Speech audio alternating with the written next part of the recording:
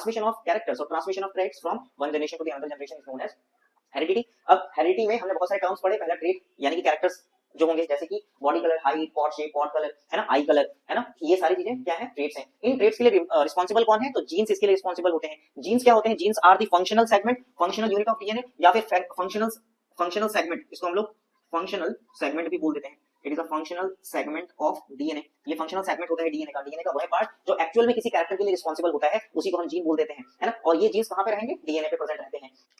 Hello everyone, कैसे हैं आप सब। उम्मीद है आपकी एग्जाम की तैयारी बहुत अच्छी चल रही होगी, आप बहुत अच्छे से प्रिपेयर कर रहे होंगे, सारी चीजें आपने कवर कर ली होंगी अप्रॉक्सली। मस्ट डू टॉपिक के सीरीज में हम आज दूसरा टॉपिक कवर करेंगे जो आपके मार्क्स को और पुख्ता करने में मदद करेगा। आज का टॉपिक है हेरिडिटी, और इस चैप्टर से अगर आप देखेंगे प्रीवियस ईयर क्वेश्चन पेपर को अगर आप देखते हैं तो आप देखेंगे इसमें केस बेस्ड टाइप का एक क्वेश्चन जरूर पूछा जाता है, कि जो कि 4 मार्क्स का पूछा जाता है ना, जो कि आपके मेंडल के एक्सपेरिमेंट से रिलेटेड रहता है। और दूसरा टॉपिक इसमें सेक्स डिटर्मिनेशन से रहता है, कि ह्यूमन में सेक्स डिटर्मिनेशन किस प्रकार से होता है। तो अगर आप देखेंगे तो 6-7 मार्क्स का क्वेश्चन इस चैप्टर से पूछा जाता है। ऑल्दो कि ये टॉपिक बहुत छोटा है, छोटा सा चैप्टर है, इवोल्यूशन वाला पार्ट हटा दिया गया है सिलेबस से, तो सिर्फ हेरिडिटी से पूछा जाता है। बहुत इंपॉर्टेंट है। इस चैप्टर को देखने वाले हैं, वन शॉट में हम देखेंगे और लास्ट में देखेंगे क्वेश्चन को किस प्रकार से सॉल्व करते हैं। पहला वीडियो जो हमने लाइट के बारे में बनाया था, अगर आपने नहीं देखा है तो आप उसको जरूर देखें, बहुत ही इंपॉर्टेंट टॉपिक था वो भी। और ये आज हम दूसरा टॉपिक कर रहे हैं, तो शुरुआत कर देते हैं हेरिडिटी से। ठीक है, हेरिडिटी यानी कि आनुवांशिकता। इसके बारे में आपने सुना होगा कि आनुवांशिकता या हेरिडिटी एक ऐसा प्रोसेस है जिसमें कैरेक्टर्स एक जनरेशन से दूसरे जनरेशन में ट्रांसमिट होते हैं। तो हम सीधे कह सकते हैं कि heredity is a transmission of characters. ठीक है, what is heredity, heredity is a transmission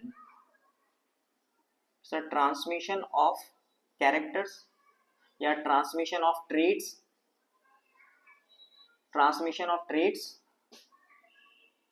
from one generation to another, या फिर फ्रॉम पेरेंट्स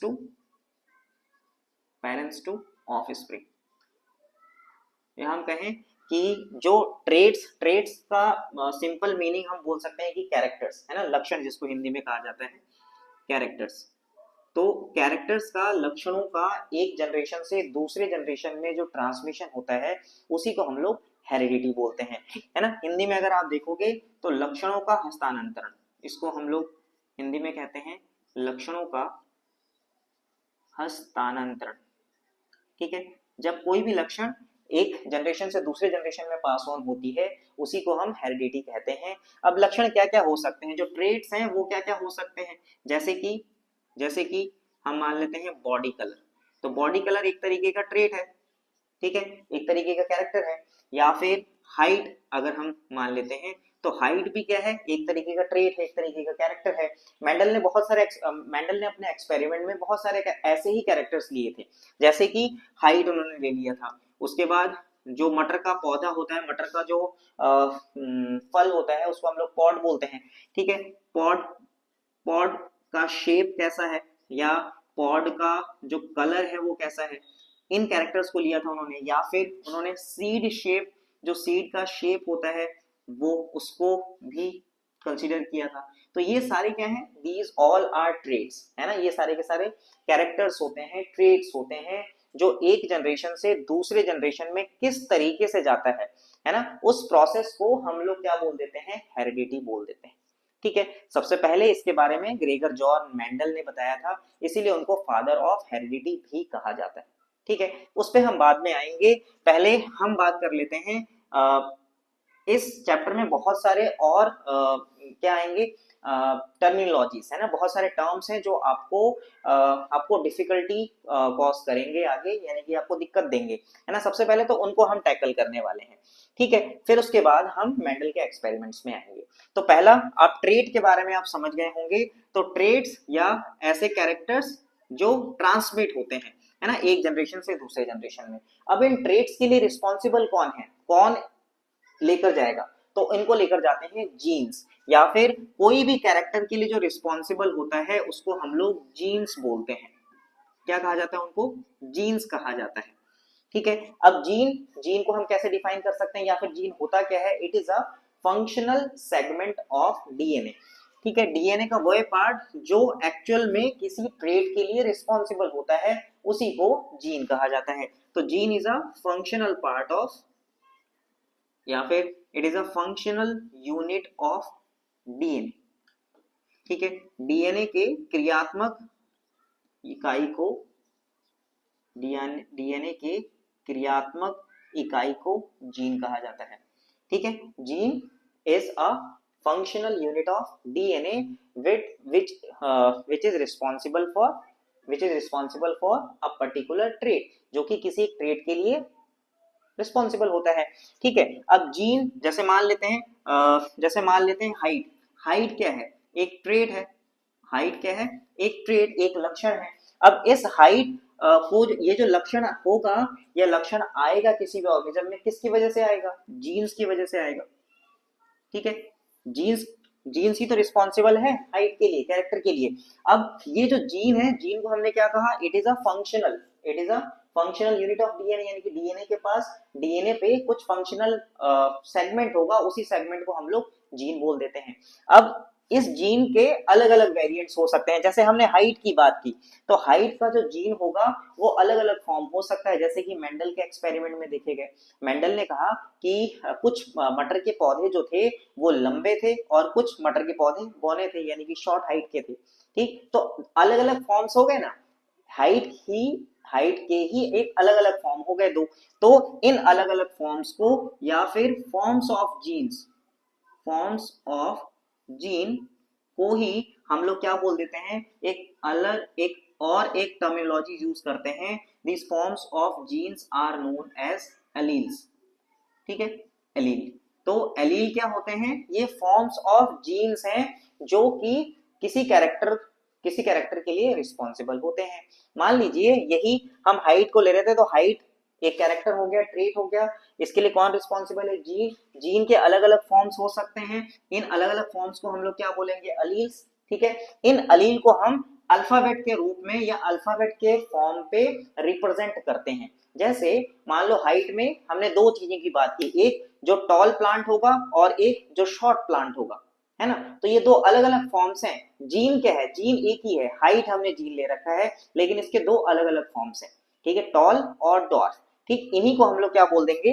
अलील्स बोल देंगे। ठीक है, जैसे जैसे हमने कहा कि एक टॉलनेस को प्रमोट करेगा, टॉलनेस को, और एक ऐसा अलील जो कि ड्वार्फनेस को प्रमोट करने वाला है, ड्वार्फनेस को, यानी कि बौना पौधा होगा। ठीक है, तो टॉलनेस के लिए हम लोग एलील को रिप्रेजेंट कर देते हैं कैपिटल टी से, और ड्वार्फनेस के लिए हम रिप्रेजेंट कर देते हैं स्मॉल टी से, जिससे हमको स्टडी करने में और आसानी हो सके। तो ये टर्मिनोलॉजीज आपको समझ में आ गई होंगी। पहला हमने पढ़ा, पहला किसके बारे में? ट्रेट के बारे में। ट्रेट क्या है? ट्रेट या लक्षण जो हमको दिखाई देती हैं, जैसे कि बॉडी कलर हो गया, बॉडी शेप हो गया, पॉड शेप हो गया, पॉड कलर हो गया, आई कलर हो गया, है ना? ये सारे ट्रेट्स हैं। इन ट्रेट को लाने में जिम्मेदार कौन है? तो genes are responsible for expression of a gene. ठीक है, तो अब जीन आपको पता चल गया कि जीन क्या है? It is a functional unit of या फंक्शनल सेगमेंट ऑफ डीएनए। जो फंक्शनल सेगमेंट होता है डीएनए का, उसी को हम लोग क्या बोलेंगे? जीन्स बोलेंगे। अब इस जीन के अलग अलग फॉर्म हो सकते हैं। ठीक है, कौन कौन से फॉर्म हो सकते हैं? इन फॉर्म्स को हम लोग क्या बोलेंगे? अलील्स। मोस्टली किसी भी जीन के दो फॉर्म्स होते हैं मेजरली। कितने फॉर्म्स होते हैं? दो फॉर्म्स। ठीक है, दो फॉर्म्स होंगे। आगे हम देखेंगे कि दो फॉर्म्स किस तरीके से हो सकते हैं।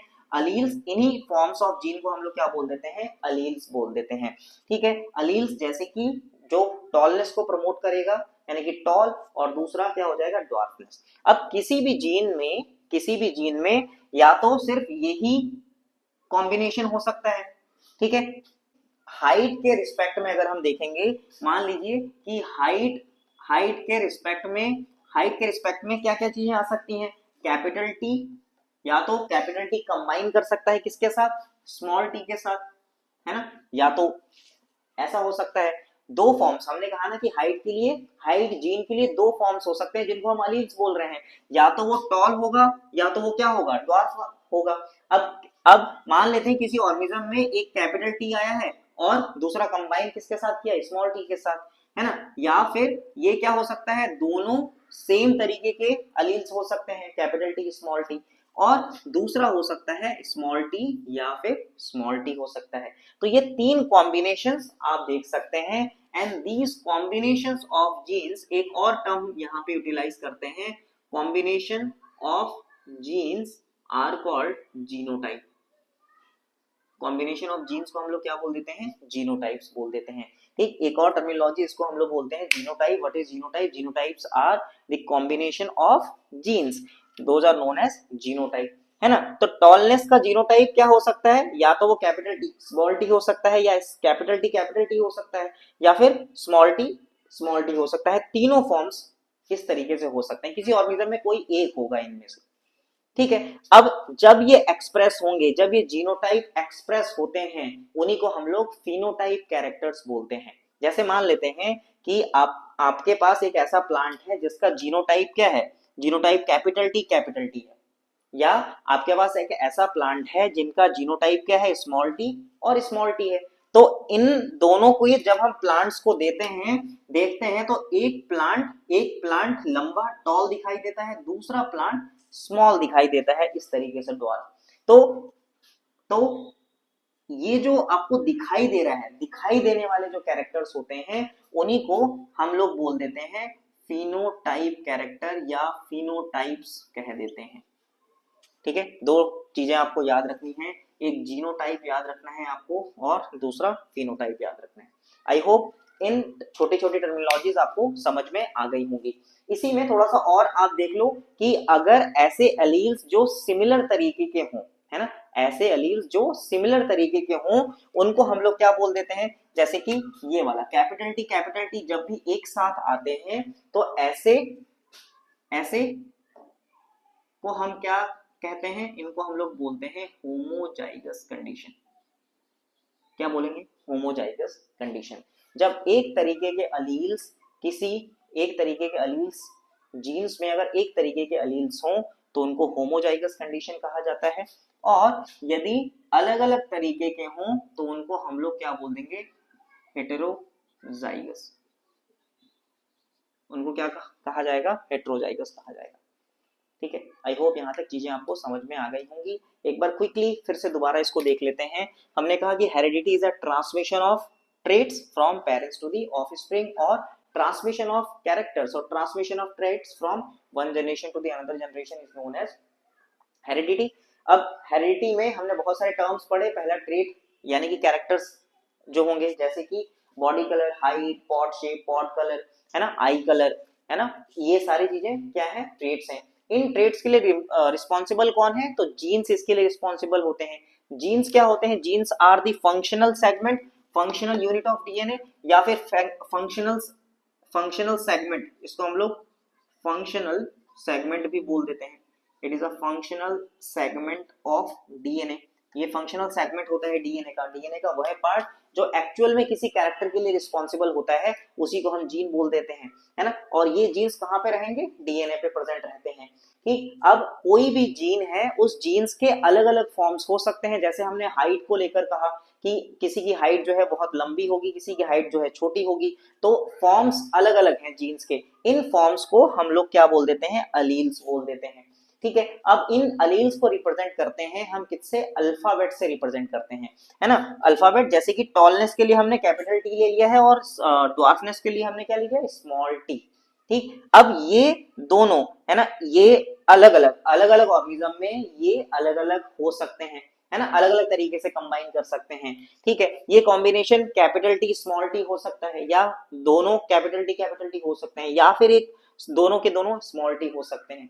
तो इन कॉम्बिनेशन ऑफ जो जीन्स हैं या कॉम्बिनेशन ऑफ अलील्स हैं, इन्हीं को हम लोग एक टर्म और यूटिलाइज कर देते हैं जिसका नाम है जीनोटाइप। ठीक है, genotype is a combination of genes in a organism is known as genotype. दूसरा, जब ये जीनोटाइप एक्सप्रेस होते हैं, जब ये दिखाई देते हैं बाहर से, वो कैरेक्टर्स कैसा दिखाई देगा, जैसे अगर हम लंबाई की बात करें तो एक लंबा पौधा है और दूसरा छोटा पौधा है, तो ये फिनोटाइप कैरेक्टर है। ठीक है, ये फिनोटाइप्स हैं, भौतिक लक्षण जिसको हिंदी में कहा जाता है। ठीक है, फिनोटाइप कैरेक्टर। तो ये चीजें आपको समझ में आ गई होंगी। अगर एलील्स सिमिलर तरीके एलील्स एक साथ आते हैं तो उनको होमोजाइगस कंडीशन कहा जाता है। ये भी आपका होमोजाइगस कंडीशन ही होगा, याद रखिएगा, ये दोनों के दोनों होमोजाइगस कंडीशन है, क्योंकि ये सिमिलर तरीके के अलील्स एक साथ आते हैं। जब अलग अलग तरीके के आएंगे तो उसको हम लोग क्या बोल देंगे, हेटेरोजाइगस कंडीशन। ठीक, आई होप यहाँ तक चीजें समझ में आ गई होंगी। अब हम बढ़ेंगे मेंडल के एक्सपेरिमेंट्स में। मेंडल ने किस चीज पे एक्सपेरिमेंट करा था, पी प्लांट पे एक्सपेरिमेंट किया। आइए देखते हैं। तो वेरियस टर्मिनोलॉजीज को जानने के बाद हम चलते हैं अपने मेजर टॉपिक की ओर, जिसका नाम है मेंडल्स एक्सपेरिमेंट। तो मेंडल ने इस विषय पे बहुत सारे एक्सपेरिमेंट्स किए, और उनका एक्सपेरिमेंट था किस पर, एक प्लांट पे जिसका नाम है पाइजम सटाइवम। ठीक है, पाइजम सटाइवम प्लांट, जो कि जिसको हम लोग पी प्लांट बोलते हैं या गार्डन पी बोलते हैं, है ना। पी प्लांट पे उन्होंने बहुत सारे एक्सपेरिमेंट किए और अपने रिजल्ट्स को उन्होंने पब्लिश किया। ठीक है, अब इन पे, अब पी प्लांट को लेने का रीजन क्या था, क्यों उन्होंने पी प्लांट को लिया, तो इसके बहुत सारे रीजंस थे। वो रीजन कौन कौन से थे, इनको हम लोग हाईलाइट करते हैं जरा। तो रीजन, कैरेक्टर्स, इनको लेने का रीजन क्या था, तो पहला रीजन था दीज वर बाइसेक्सुअल प्लांट, यानी कि उभयलिंगी पौधे थे, यानी कि दोनों प्रकार के सेक्स इसमें थे, मेल और फीमेल दोनों थे, बाइसेक्सुअल प्लांट थे, तो आसानी के साथ हम क्रॉस करवा सकते हैं। ठीक है, तो दूसरा मेन रीजन क्या हो सकता है, बाइसेक्सुअल प्लांट होने के साथ साथ ये कैन बी ग्रोन और could be grown through out the year.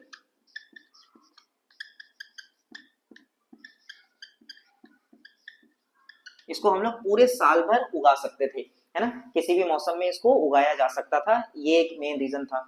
तीसरा, और इसके क्या रीजन हो सकते हैं, बाइसेक्सुअल प्लांट था, थ्रू आउट द ईयर कर सकते थे, इनमें self and cross pollination,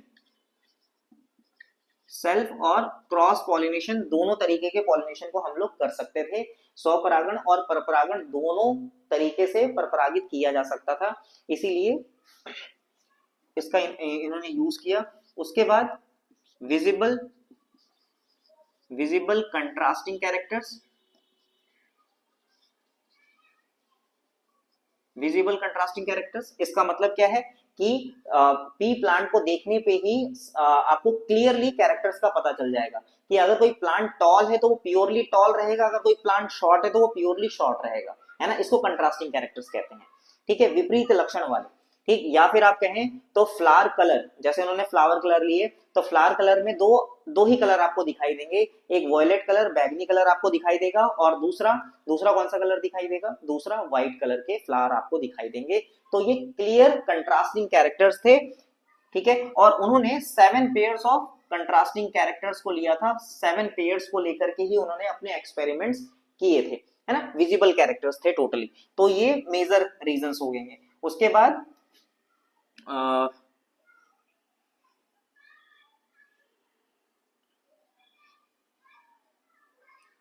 more numbers of progeny, यानी कि जो भी हम पेरेंट्स से जो ऑफस्प्रिंग बनेंगे, यानी कि अगर आप एक प्लांट लगाते हैं, यानी कि एक मटर के दाने से आपको बहुत सारे मटर के दाने प्राप्त हो जाएंगे, जो कि स्टडी के लिए बहुत आसान हो जाता है।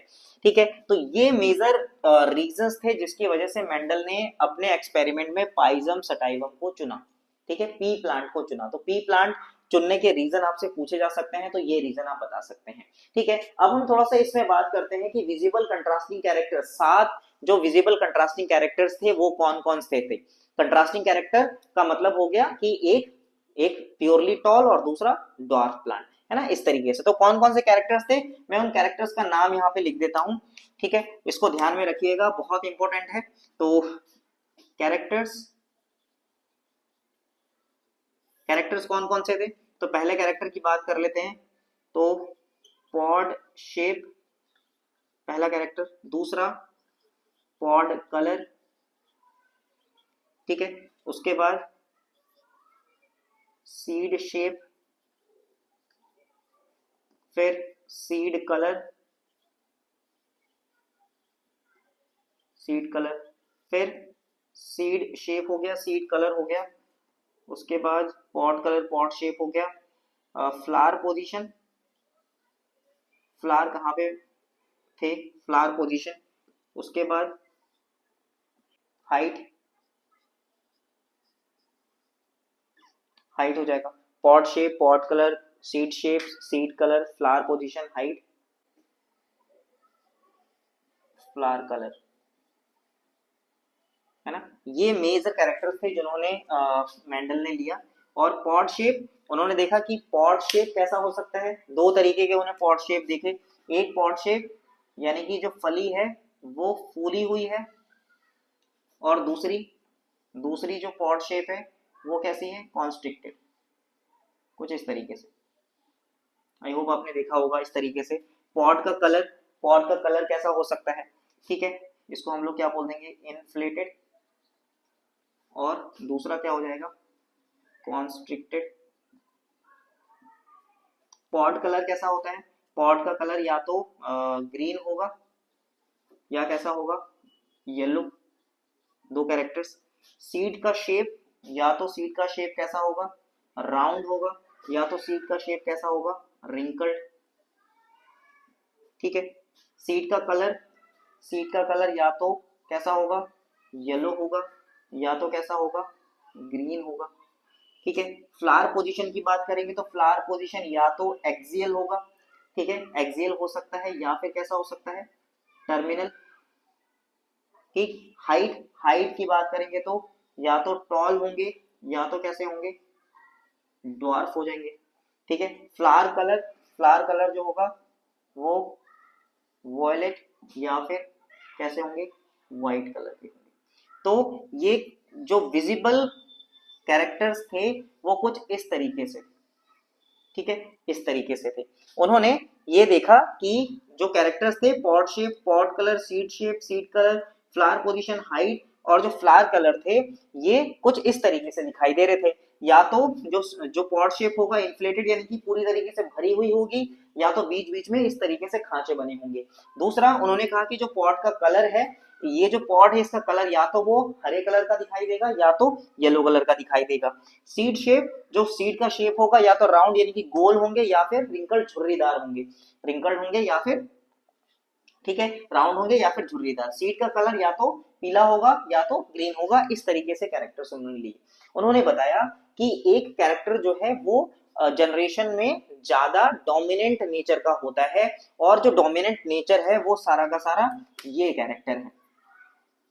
अपने एक्सपेरिमेंट के बाद उन्होंने ये चीजें बताई, ठीक है। दूसरा, जो पूरी तरीके से अपने आप को शो नहीं कर पाता, उन कैरेक्टर्स को हम लोग रेसेसिव कैरेक्टर बोलते हैं। डोमिनेंट यानी कि प्रभावी लक्षण, और दूसरा जो रेसेसिव होगा उसको हम लोग क्या बोल देते हैं, अप्रभावी लक्षण, ठीक। तो बहुत इंपॉर्टेंट चार्ट है, इस चार्ट के बेसिस पे ही आपके क्वेश्चन सॉल्व होने वाले हैं, ठीक है। एक बार फिर से हम इसको क्विकली कर लेते हैं कि मेंडल ने अपने सारे एक्सपेरिमेंट किस पे किए, पी प्लांट पे, जिसका नाम है पाइजम सटाइवम। इसका क्रोमोसोम नंबर अगर आपको याद रखना है तो इसका क्रोमोसोम नंबर कितना होता है, 14 होता है। पी प्लांट को चुनने का रीजन क्या था कि उसका जो एक बाइसेक्सुअल है, एक और इसमें याद रख लें कि क्या होते हैं, ये शॉर्ट लाइफ साइकिल, इसकी जो लाइफ साइकिल है वो काफी शॉर्ट होती है, यानी कि 3 महीने में ही इसके आपको रिजल्ट आपको दिखाई देने लग जाएंगे, 3 से 4 महीने में।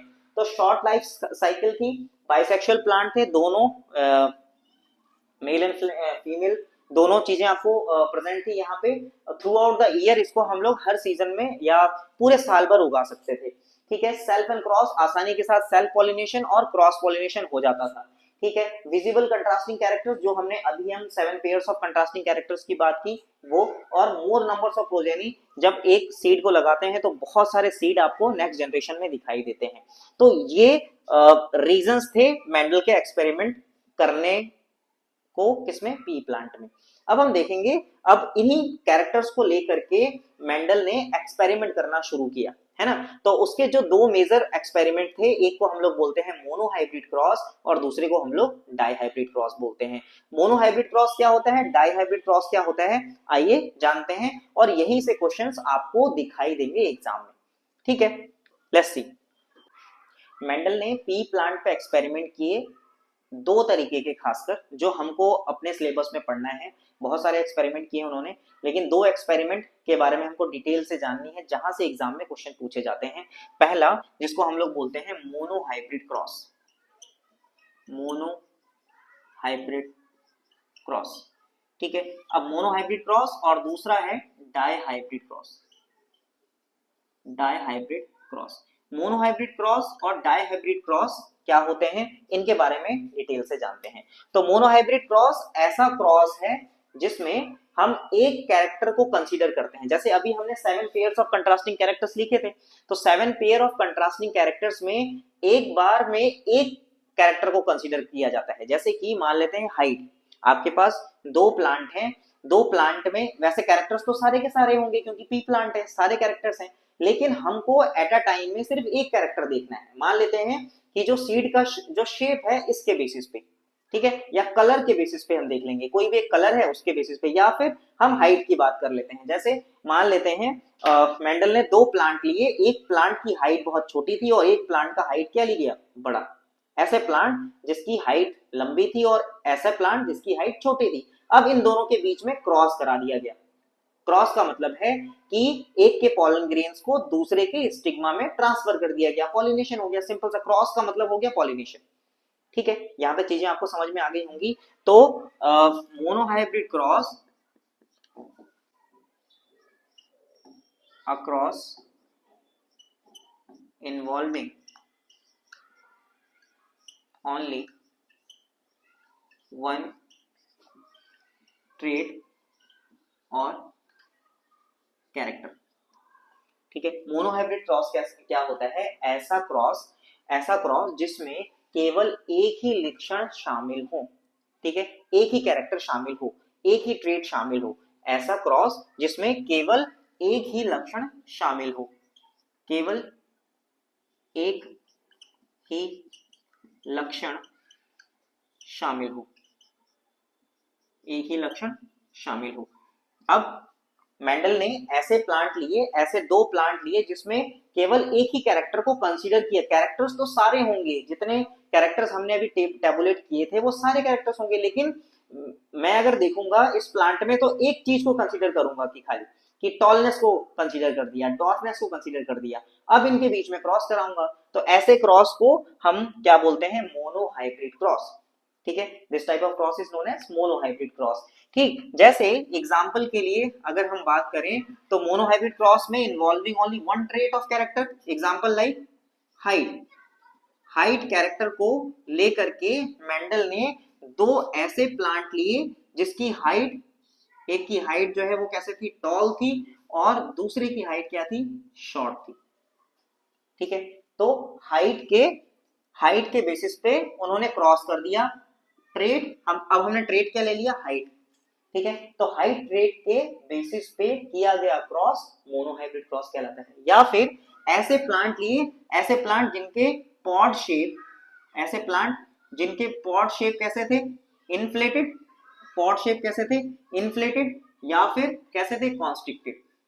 ऐसे ऐसे प्लांट लिए जिनके जो पॉड्स थे वो या तो फूले हुए थे या फिर कॉन्स्ट्रिक्टेड थे, ठीक। तो एक कैरेक्टर को लिया गया, समझ में आ गया। तो ऐसे प्लांट जिसमें सिर्फ एक कैरेक्टर को कंसीडर करके उनके बीच में क्रॉस कराया जाता है, ऐसे को हम मोनोहाइब्रिड क्रॉस कहते हैं। जैसे हाइट में हम टॉल प्लांट का क्रॉस किसके साथ कर देंगे, ड्वार्फ प्लांट के साथ कर देंगे, तो इस प्रकार के क्रॉस को मोनोहाइब्रिड क्रॉस कहते हैं। मोनोहाइब्रिड क्रॉस करने के बाद मेंडल ने देखा कि जो पहली जनरेशन है उस पहली जनरेशन में केवल वही प्लांट पेरेंट के वही प्लांट दिखाई देते हैं जो ज्यादा डोमिनेंट हों। ठीक है, इसी को हम लोग बोल देते हैं डोमिनेंट, लॉ ऑफ डोमिनेंट। ठीक है, आइए देखते हैं इसको जरा, कि हमने कहा कि across involving only one trait. मान लेते हैं कि मेंडल ने ऐसे प्लांट लिए जिसमें सारे के सारे प्लांट कैसे थे, टॉल थे। ठीक है, टॉल प्लांट का किसके साथ, डॉर्फ के साथ, डॉर्फ के साथ क्रॉस करवा दिया। तो टॉल का जब डॉर्फ के साथ क्रॉस कराया जाता है तो इन दोनों के बीच में क्रॉस करने पे उन्होंने देखा जो नई जनरेशन थी उस जनरेशन में सारे के सारे प्लांट कैसे थे, टॉल थी। इस पहली वाली जनरेशन को F1 जनरेशन बोल दिया गया। ठीक है, F1 जनरेशन में सारे के सारे प्लांट कैसे थे, टॉल थे, इसीलिए इसी को हम लोग बोल देते हैं लॉ ऑफ डोमिनेंस। मेंडल ने कहा कि जब हम किसी एक पर्टिकुलर ट्रेट को लेकर के दो प्लांट्स के बीच में क्रॉस कराते हैं तो F1 जनरेशन में पहली पीढ़ी में सारे के सारे जो प्लांट्स होंगे वो कैरेक्टर शो करेंगे जो डोमिनेंट नेचर को हो। जैसे कि टॉलनेस कैसा है, डोमिनेंट नेचर का, और डॉर्फ कैसा है, रेसेसिव नेचर का। इन दोनों प्लांट के बीच में जब हम क्रॉस कराएंगे तो F1 जनरेशन में सारे के सारे प्लांट कैसे होंगे, टॉल होंगे। ठीक, उन्होंने और क्या देखा कि अगर ऐसे प्लांट जिनके सीड कैसे हैं, गोल है, राउंड है, और ऐसे सीड जिनके सीड कैसे हैं, रिंकल्ड तरीके के हैं, मतलब झुर्रीदार तरीके के हैं। जब इन दोनों के बीच में क्रॉस कराया गया तो जो F1 जनरेशन, जो पहली जनरेशन है, उस जनरेशन में सारे के सारे प्लांट के जो सीड है वो कैसे बने, राउंड शेप के आए। तो इन्होंने क्या कंसीडर किया कि जो राउंडनेस है सीड की वो डोमिनेंट कैरेक्टर है और वही F1 जनरेशन में दिखाई देती है। ठीक है, ऐसे ही उन्होंने इन दोनों पॉट के बीच में क्रॉस कराया तो F1 जनरेशन में F1 जनरेशन में कौन से पॉट दिखाई देंगे, इन्फ्लेटेड, फूली हुई। ठीक है, इन्फ्लेटेड तरीके के जो पॉट शेप होंगे वो शो होंगे जो डोमिनेंट नेचर के होंगे F1 जनरेशन में। ठीक, तो मोनोहाइब्रिड क्रॉस आप समझ गए होंगे कि मोनोहाइब्रिड क्रॉस ऐसे क्रॉस होते हैं जिसमें एक कैरेक्टर को कंसीडर किया जाता है, या a cross involving only one trait और a character is known as monohybrid cross. जब हम दो प्लांट को आपस में क्रॉस कराते हैं, क्रॉस कराने पे पहली जनरेशन में हमेशा वही कैरेक्टर शो होते हैं जो डोमिनेंट नेचर का हो। जैसे कि टॉल नेचर जो है प्लांट का डॉर्फ नेचर से ज्यादा डोमिनेंट होता है, इसीलिए F1 जनरेशन में सारे के सारे प्लांट टॉल दिखाई देते हैं।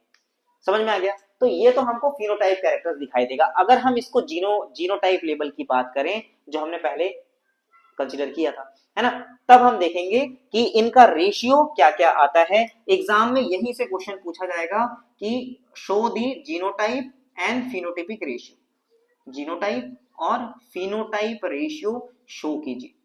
ठीक है, अब हम इसको देखने वाले हैं। देखिए